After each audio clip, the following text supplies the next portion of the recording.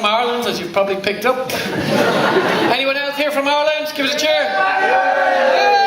Yay! Jesus Christ, there's 5 of us. We'll take over. We'll take over. That's what we've always said, and we've always never managed it. We'll do it. We'll do it. We'll do it.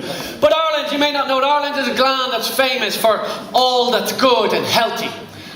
Yes, all fresh food. We've got fresh fish, fresh butter, and most importantly, fresh Guinness.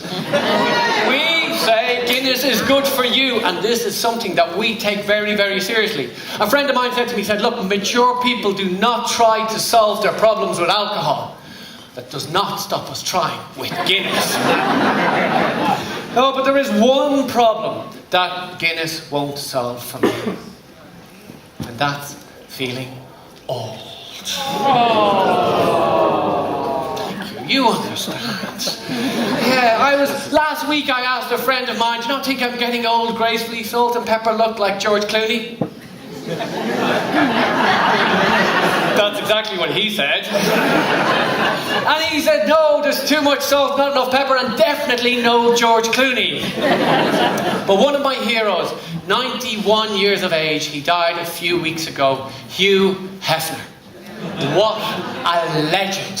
There's somebody who built up the Playboy mansion, the Playboy magazine, the Playboy empire, and then he died. It's tragic. Who is going to look after the Playboy bunnies?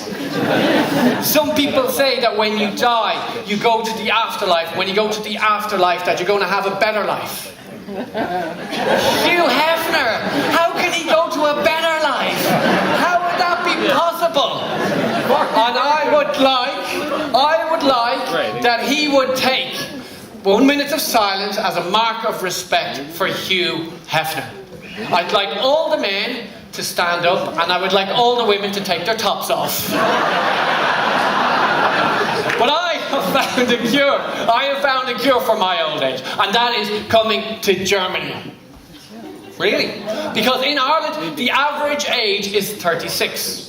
And in Germany, the average age is 46. So by moving from Ireland to Germany, I felt 10 years younger.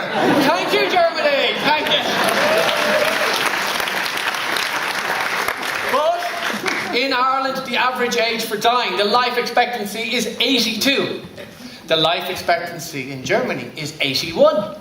So when I'm 81 for my last year, I will go back to Ireland.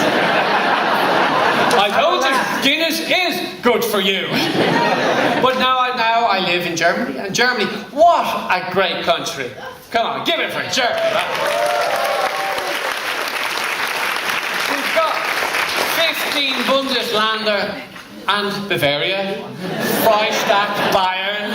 It's great. Germany is such a big and macho country. It really is. It's got like Oktoberfest, the biggest beer fest in the world. It's got the big tents. It's got the big beers. My only critique is no Guinness. But you can't have everything. But it's a macho culture, macho language. Just think of the great macho words that you have in the German language, like Weichei, Weichei, or Warmdusche, or Schattenparker. Like think of Warmdusche. Like the German men are so macho, they don't take hot showers. They don't even take warm showers. They take cold showers.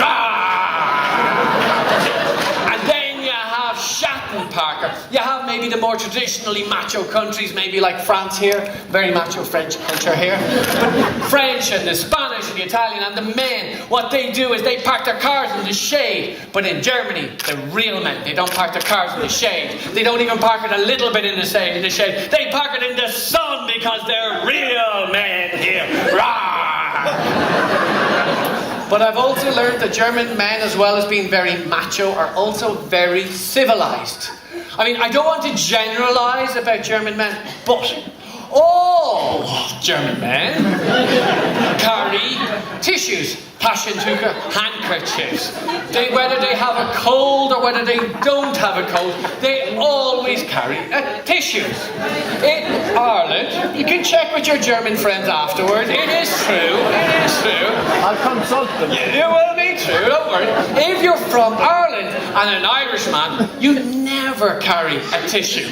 Whether you've got a cold or you don't have a cold, you never have a tissue. Why would you need to? Sure, we have sleeves. And sure, if you're stuck, you always have a second one.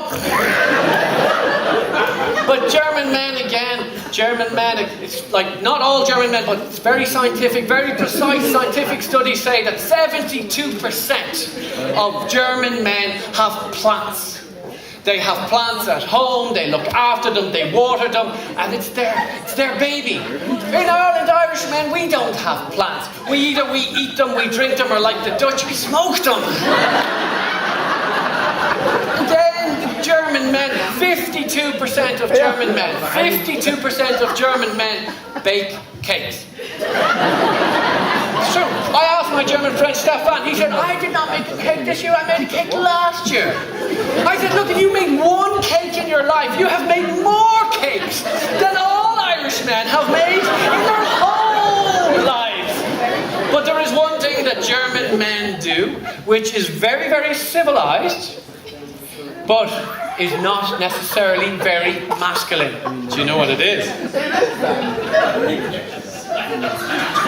Oh, you know what it is. This is the one. Exactly. This is our German man here in the corner. When German men go to the toilet and they go for a pee, they sit down. There is a reason for this. This is extremely hygienic, but I would say it's not extremely masculine. I mean, if we think of our masculine heroes of our day, the heroes we look up to and respect, like Erdogan, Putin, and Trump. I mean, do they stand up or do they sit down? But Trump, he's got small hands. Probably better if he sat down. So German men, they sit down because it's very hygienic, but there's just one thing I'm worried about. It's just one thing I hope it's true.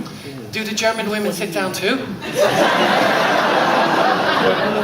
But I've been in Germany a while and I've noticed now I've started to become a little bit more German. I've noticed that I don't say that men have balls, I say men have got eggs.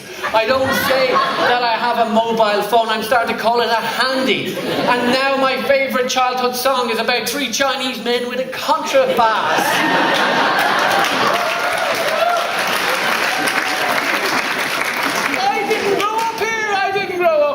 And then, there was one time I was tired of living in Germany. I was fed up. I went back to Ireland. I deleted all the German names from my handy, from my mobile phone. And then it became a hands-free. But anyway, who here is trying to learn German? Who's here going through the fun of trying to learn it? I mean, German is a great language. It's a great language. But be nice. Be nice for a change, please. Go on. So trying to learn German it's difficult. It's a lovely language, but it's difficult for me. For example, we've got words like the prefix fair. The prefix is the bit at the start of the word, and then you have fair. So you have words like laufen, like to walk, and verlaufen, which means to walk wrongly. Or you have like schreiben, or verschreiben, so to write wrongly. But then you have words like sterben and versterben. I mean, are you dying on the wrong day? Dying of the wrong sickness?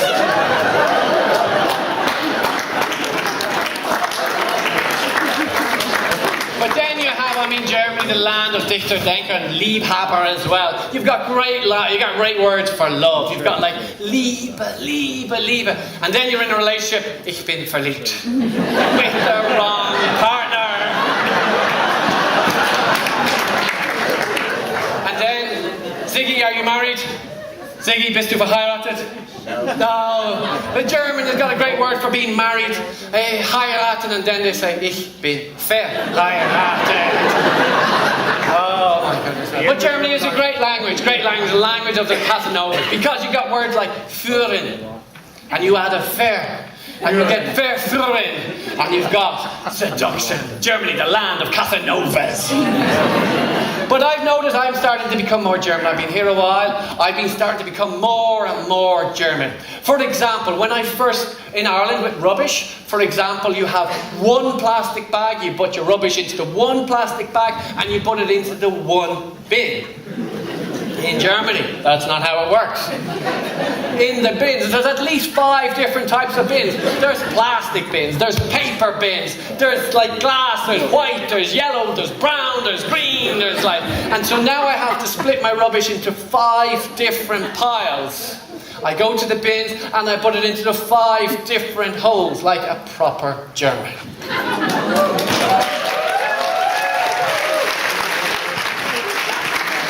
The only problem is, sometimes I only got 3 piles of rubbish. And then when I go to the bins, and I only have 3 and there's 5 holes, I just feel so guilty. And then I just take a little bit of rubbish out of number 3, and I stick it into 4 and 5. That's what all the Germans do, isn't it? But I've also noticed as well, what I've noticed as well is that as I become more and more German, is that when I first came here, was that I thought the pavements were really wide and smooth. I didn't know that these were bicycle paths. Nobody told me until the cyclists came back and came by at top speed and running over, and they have their bell ring, ring, ring, ring, ring. And then now I have my bike, I have my bell, and I use the bike paths like a proper German. And thank you. And my last time, my inner German is becoming so strong. My inner German is becoming really, really strong, because now I notice when I'm crossing the road. When I crossed the road in Ireland, when there was a red man or a green man, or there were cars coming, or there were no cars coming, it didn't matter. You just crossed. Who cares?